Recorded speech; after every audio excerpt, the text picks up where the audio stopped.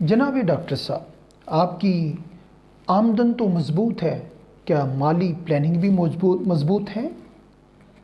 आप हर रोज़ हज़ारों मरीज़ों की सेहत का प्लान तो करते हैं, क्या आपने अपनी माली प्लानिंग के हवाले से प्लानिंग की है? माली सेहत का आपने प्लान किया है? नहीं तो फिर आज ही ज़रूरत है कि हमें इसके ऊपर वर्किंग करने की ज़रूरत, इसके ऊपर सोचा जाए।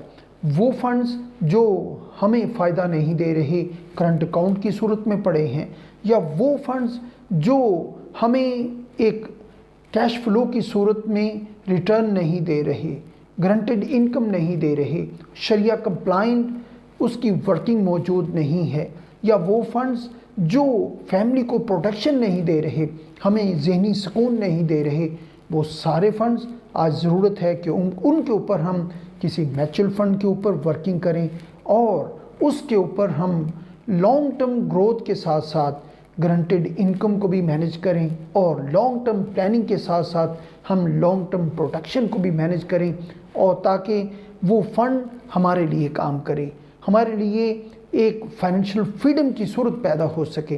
दोस्तों, आज ही रब्ता कीजिए ताकि हम इस सारी सिचुएशन को एक माशी सेहत प्लान की सूरत में कन्वर्ट कर सकें। Thank you very much. अपना ख्याल रखिएगा।